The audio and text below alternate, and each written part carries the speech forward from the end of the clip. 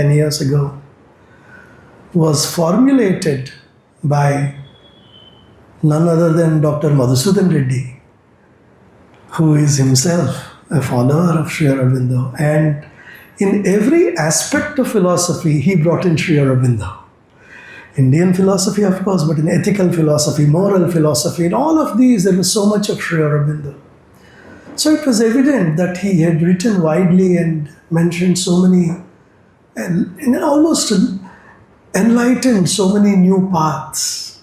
I mean, imagine somebody who was brought up with an express dictum by his father that this boy should not know anything about Indian culture. He comes back from England and a few years later writes something called The Secret of the Veda, which helps Vedic scholars understand what Veda stood for. Fantastic phenomenon. Aside from understanding where he stood in the domain of philosophy, I had another question. I mean, it's easy to say my guru is wonderful, my guru is great. I said, is there a comparable personality in the evolution of Indian philosophy and culture? I went back digging. There were great saints, there were wonderfully self-realized personalities. There were people who had contributed so much to India and its upliftment. But you will be surprised that I had to go back 900 plus years in Indian history to find someone comparable to Sri Aurobindo. Abhinava Gupta of Kashmir had been equally prolific and equally multifaceted. So almost Sri Aurobindo stands as somebody who is significant over 1,000-year history of India. That is how phenomenal he is. We have to recognize that the one whom we have come in contact with at various levels, each of us will have our own way of connecting to Sri Aurobindo. Some of us may have chanced upon him as a literature. Some of us may have been married into a family that is a follower of Mother and Sri Aurobindo. Some of us, I know of an instance where a boy joined a hostel and there was a poem of Sri Aurobindo written there, so he came to Sri Aurobindo. Each of us finds our own path. Some of us may be just exploring as a nascent, who is this person and what is he saying? Some of us may have bhakti approach towards him, saying that here is a guru whom I am following. Some of us may have all of this and more. And at each level there is something that we take away.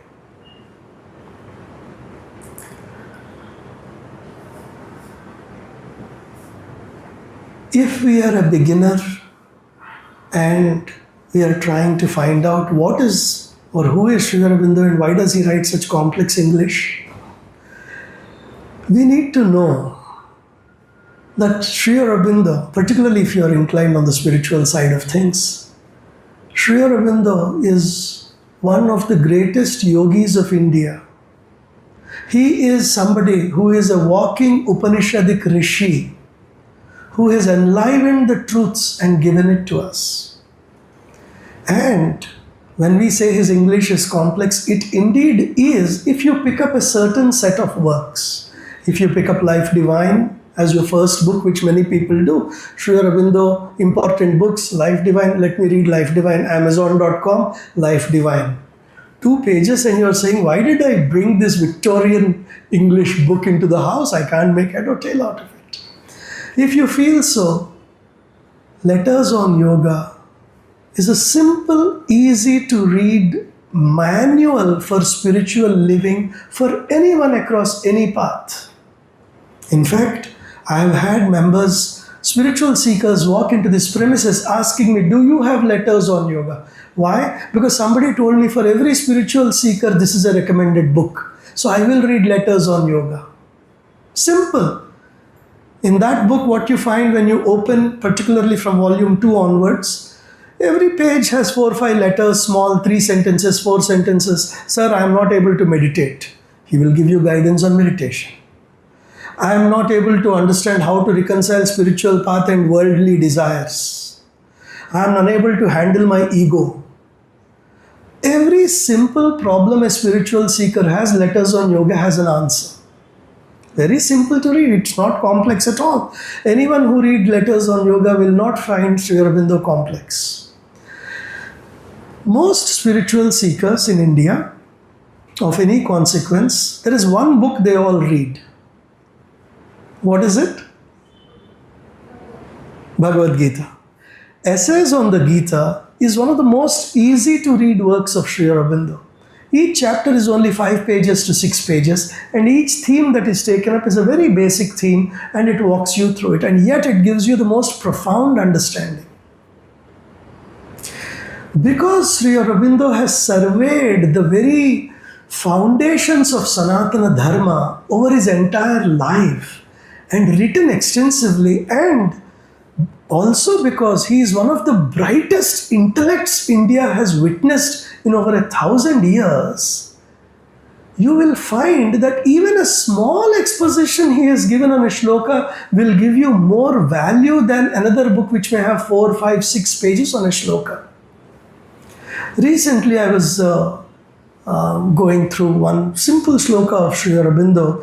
I shouldn't say simple shloka of Sri Aurobindo. It's actually a simple shloka, 2 lines from an Upanishad, for which Sri Aurobindo has given just 2 lines description. And I was reading a book of Sri Aurobindo. I said, okay, this is the book. Let me see this Upanishad. I have it with me. So from somewhere else I had bought Upanishads. They are lying in my... I picked up that Upanishad book of some so-and-so renowned personality. I found that in the translation of the Upanishad, the other author had completely missed the essential points highlighted by Sri Aurobindo, because Sri Aurobindo is so vast in his understanding. When he takes up a shloka, he is not taking up that shloka in Sanskrit.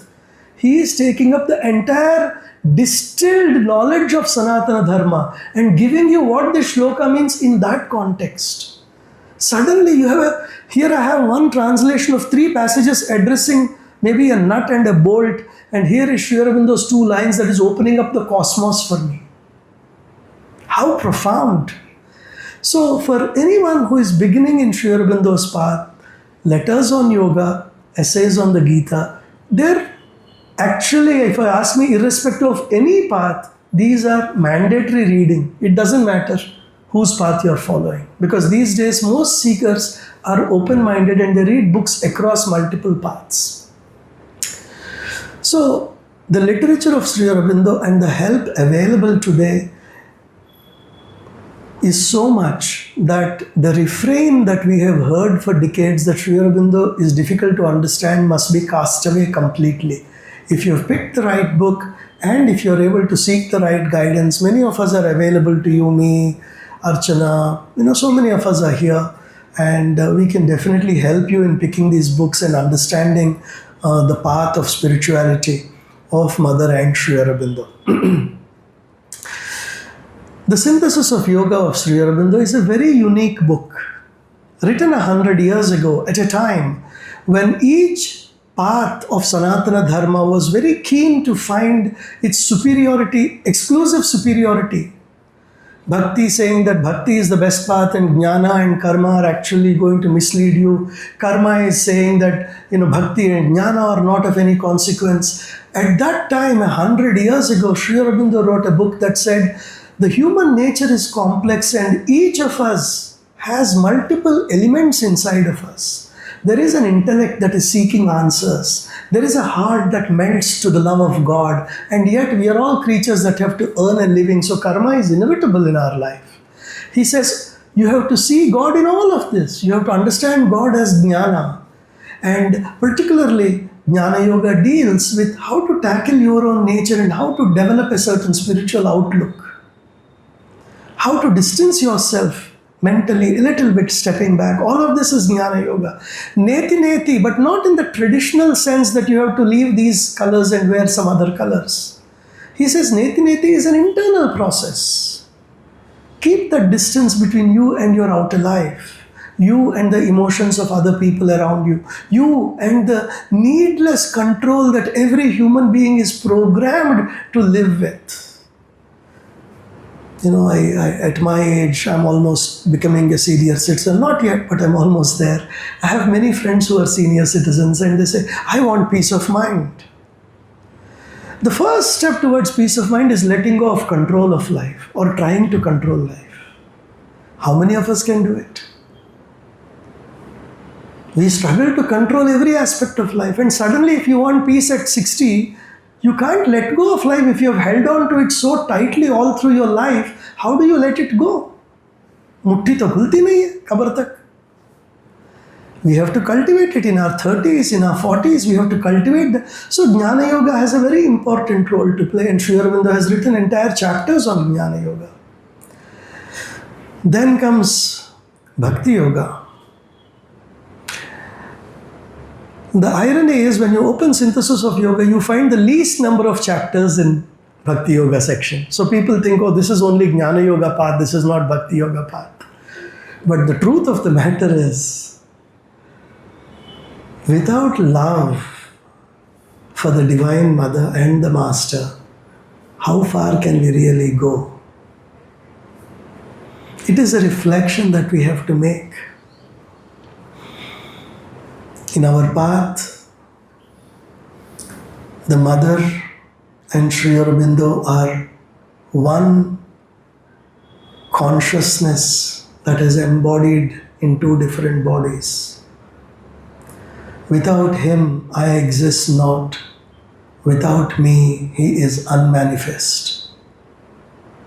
Without him, I exist not, says the Mother. And without me, he is unmanifest. Sri Aurobindo himself has said, Mother has given the practical dimension to my teaching. And when he stepped back in 1926, he said, she is your spiritual mother, and whatever guidance and help you need from me will come through her. And those of us who walk the spiritual path, every step of the way, it is her force and her help that make us walk. And that ability to relate to her with love is the golden key of integral yoga. What is bhakti without prema? Read Narada Bhakti Sutras. Narada says in the very first shloka, bhakti is an expression of prema. So we have to love Mother and Sri Aurobindo, because bhakti puts a certain intellectual distance between us and our gurus. But love, we all know what love is. We have all experienced love in various ways. The moving of the heart, the shedding of the tear, the pang that happens deep inside of us. Do we feel that for our gurus? Have we felt that for our gurus? And more importantly, how do we feel that as we go through every step of the way? It is not that when we do meditation one day or when we hear a talk of Alokda that tears come to our eyes, or on our birthdays. No.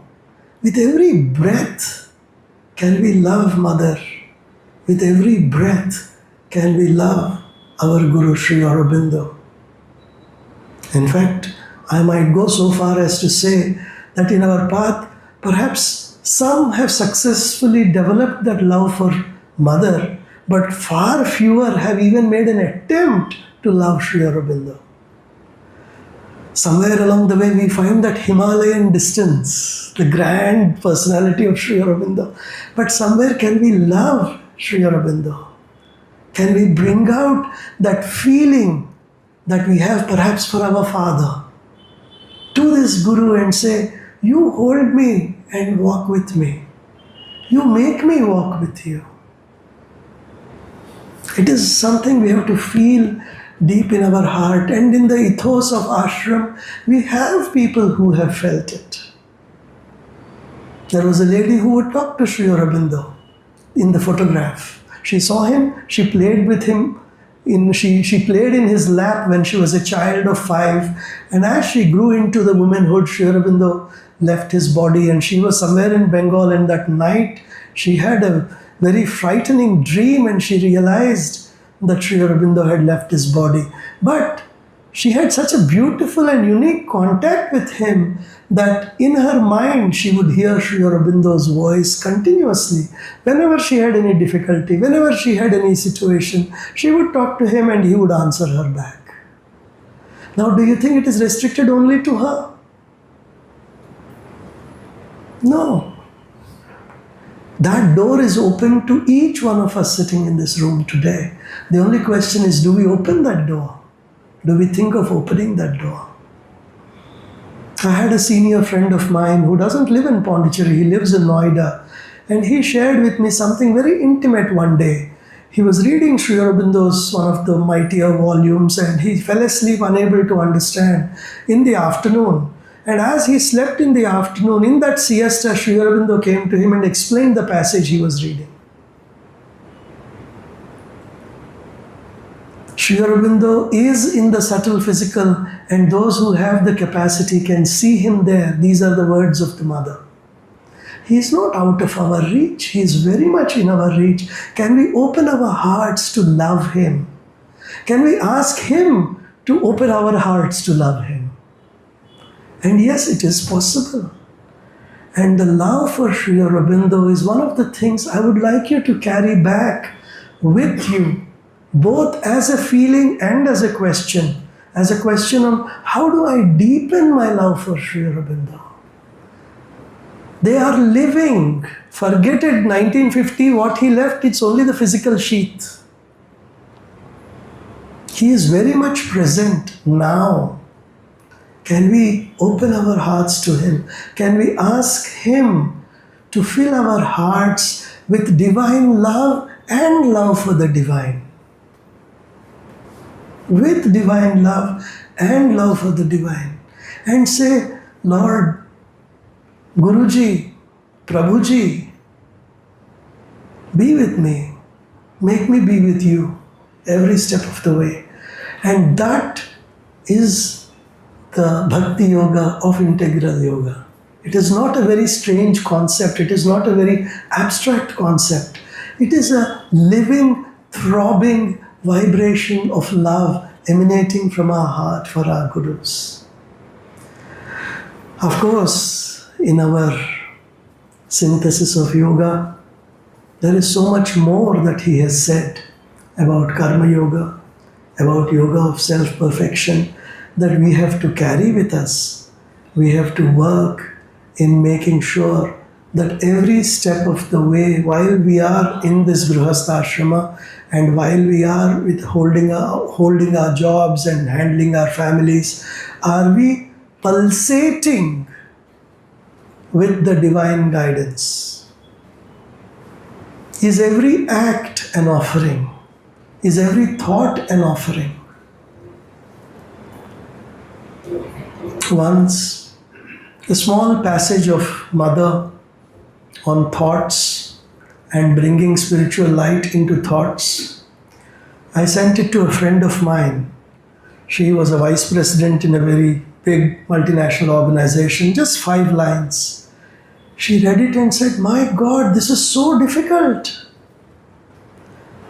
5 lines. All it says was, be conscious of your thoughts. Be aware of what passes through your mind. Be aware that what passes through your mind, I'm paraphrasing of course, is in tune with your highest aspiration. And if it is not, call down the divine light to mold your thoughts into light. This is our yoga. Our being is not only this form that we see. For those of you who are in the traditional paths, there is a Bhautika Sharira, there is a Sukshma Sharira, there is a Karana Sharira. Our thoughts and emotions form something like an electromagnetic field around us, and that too is us. The only silly problem that we have with this electromagnetic field is the frequency to which we tune it. That frequency remains there for a very long period of time. జిడ్డు పట్టుకున్నట్టు పట్టుకుంటుంది.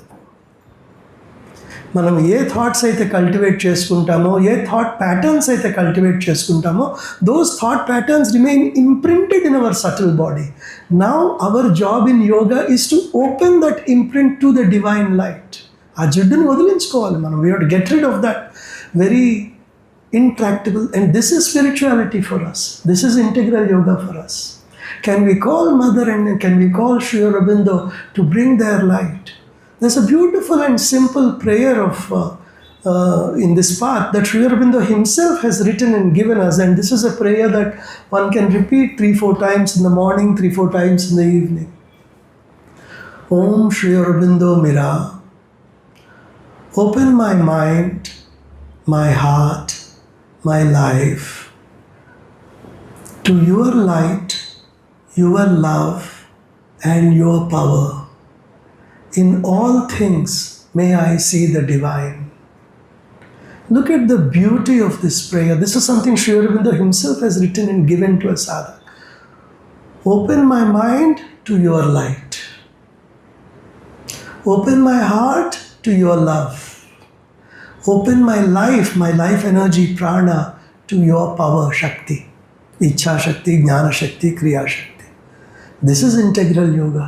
This is the teaching of Sri Aurobindo, where it is not apart from life, but it is very much the life itself. That is why Sri Aurobindo says, all life is yoga. At every step, at every breath, are we involving that? There are no compartments here. There is no separation here. It is the very life that we lead, very breath that we take, that becomes the sadhana of integral yoga. In this path, many sutras have been given. Many guidance, much guidance has been given. And I urge upon each of you to come, be in this beautiful ashram, bring a book or take a book, just sit and read. I jokingly, but only half jokingly, tell many of my friends in the inner circle, when we do our sadhana at home, we have to make the effort to make that progress and call the mother. When we sit in a premises like this where there are relics, we don't have to make the effort.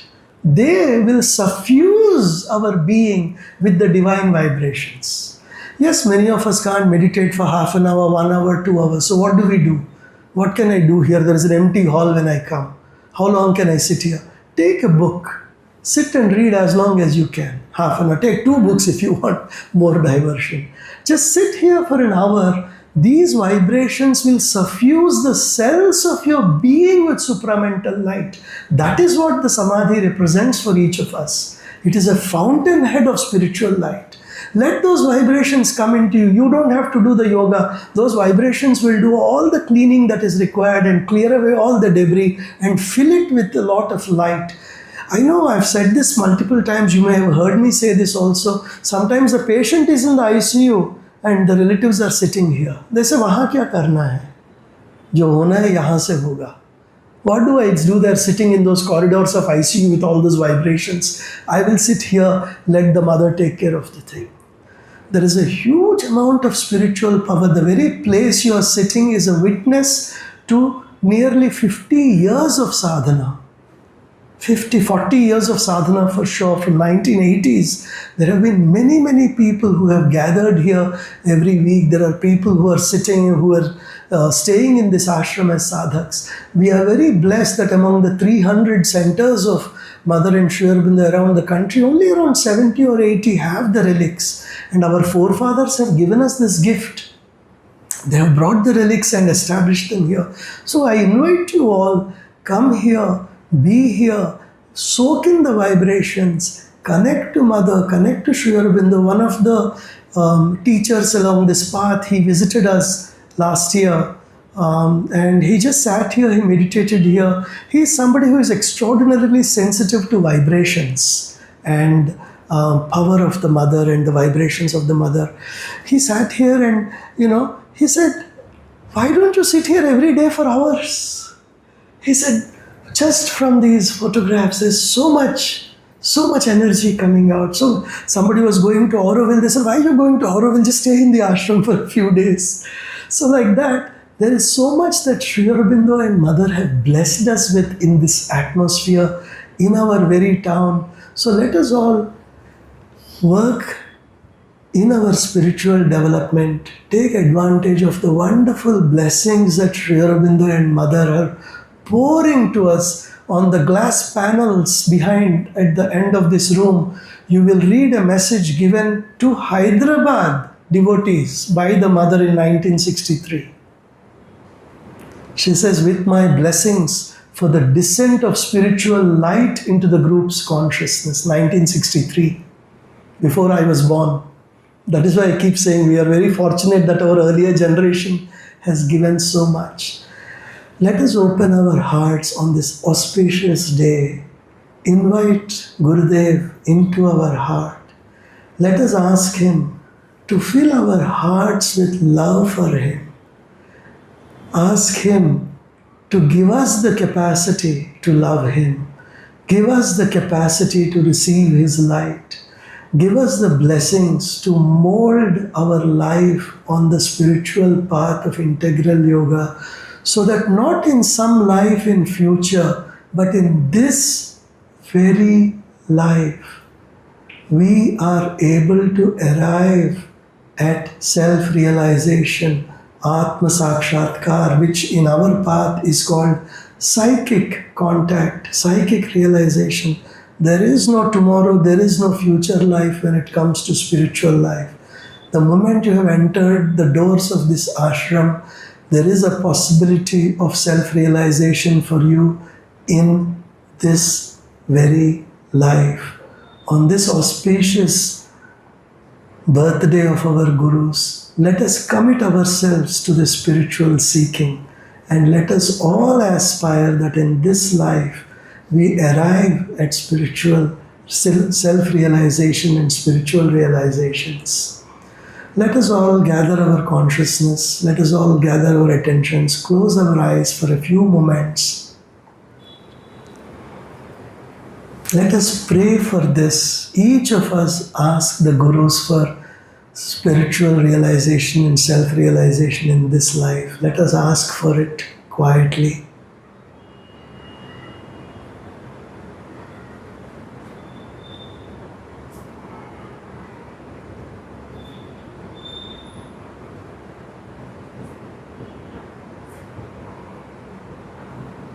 Let us all ask Sri Aurobindo to give each of us the capacity to love him.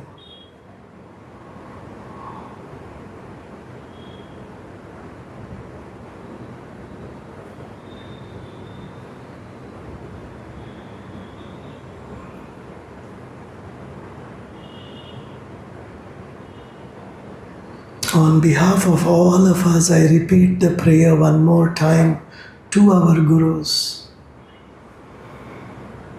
Om Sri Aurobindo Mira. Open my mind, my heart, my life to your light, your love, and your power. In all things, may I see the divine.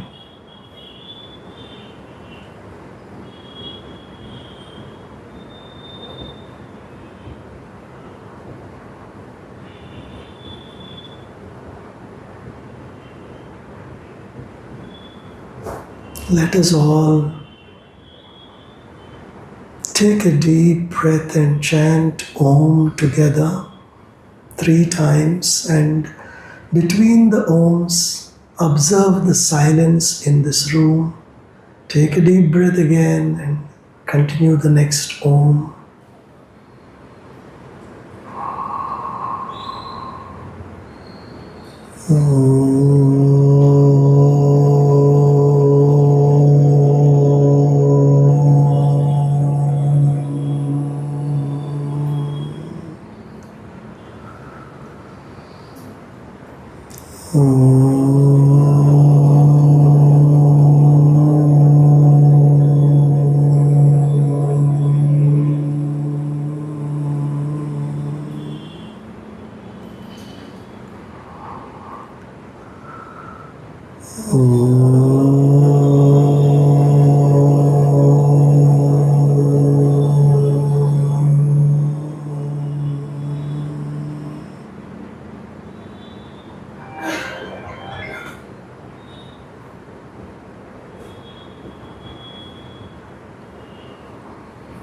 We have this evening the presentation of a short 15-minute animated film on the 5 dreams of Sri Aurobindo.